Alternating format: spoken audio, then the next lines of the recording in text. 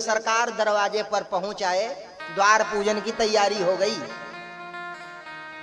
तो माता जी आई, भगवान भोलेनाथ की आरती उतारने लगी बढ़िया बड़ी थाल में।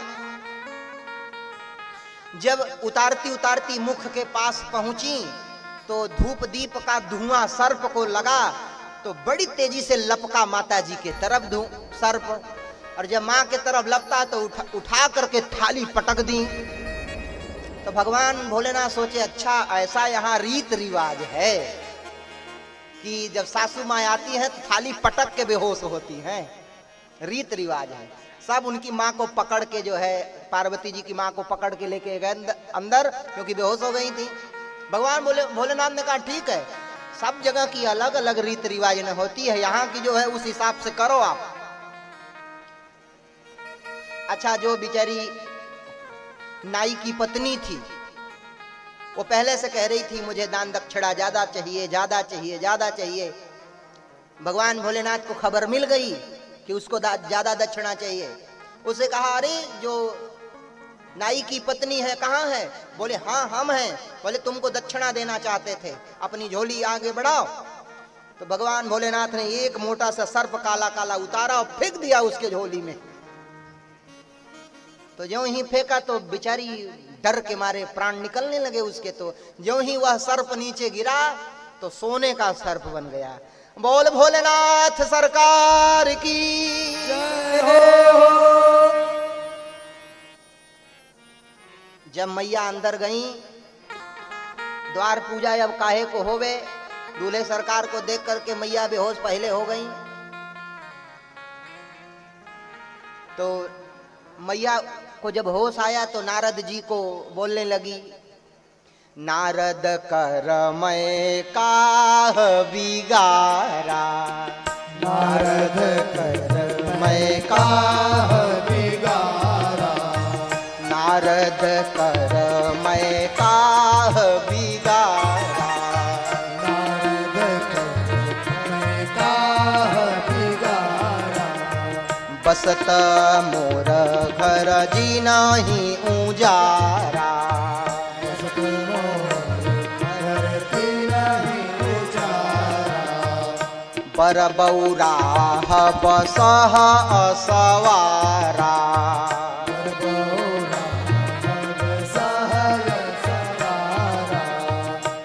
मैया कहती हैं कि बर बौराया है, अब बसह सवारा बैल पे बैठ के आया है, नंगा धड़ंगा है। नारद जी का हम क्या बिगाड़ी थी कि मेरे घर में ऐसा दूल्हा हमारी बिटिया को बता दिए तपस्या करने के लिए। अब हम ऐसी बिटिया से, तो ऐसे दूल्हा से अपनी बिटिया का विवाह करेंगे ही नहीं। हम अपने बिटिया को लेकर के पर्वत से कूद जावेंगी, मर जावेंगी, आत्महत्या कर लेवेंगी, लेकिन ऐसे वर से अपनी बिटिया का विवाह हम कभी भी कदाप नहीं करने देंगे।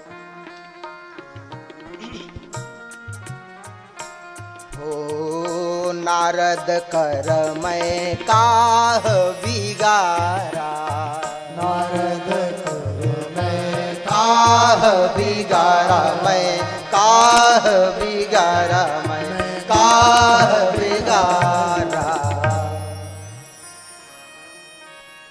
उसी समय श्री नारद जी महाराज का पदार्पण हुआ। नारद जी तुरंत प्रकट हुए और समझिए हिमांचल जी के यहाँ के जितने लोग थे सब नारद जी को वाली सुनाने लगे, अरे वो किसी का घर बसने दिया है कि तुम्हारा घर बसने देगा। अच्छा भैया, नारद जी प्रकट हुए, बोले देवी जी माता जी आप नाराज न होवें, अब मैं इनके चरित्र को सुनाता हूँ। पिछले जन्म में ये दक्ष प्रजापति की बेटी थी, भगवान शिव की प्राण वल्लभा थी।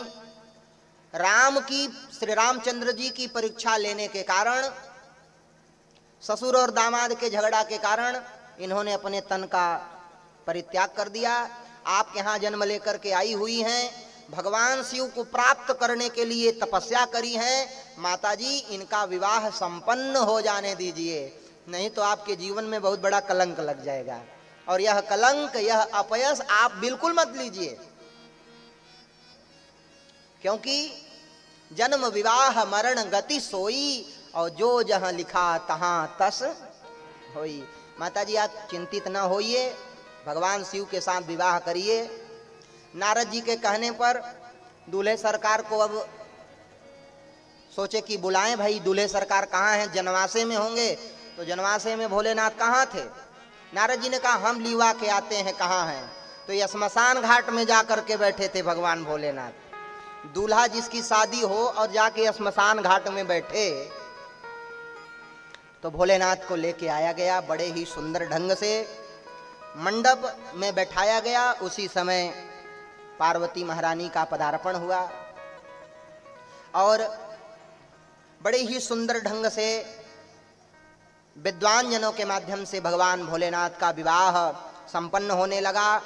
संत जन कहते हैं, प्रमुदित मुनि न भांवरी फेरी, प्रमुदित मुनि न भांवरी फेरी, प्रमुदित मुनि न भांवरी फेरी,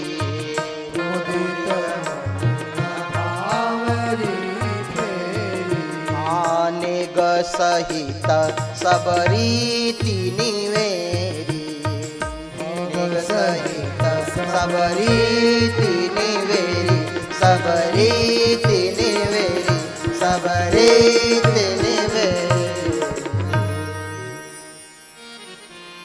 विधिवत ढंग से विवाह संपन्न होने लगा, भांवरी फेरी गई और ब्राह्मण देवता के कथनानुसार समय को देखते हुए भगवान शिव ने देवी पार्वती के मांग में सिंदूर दान दिया।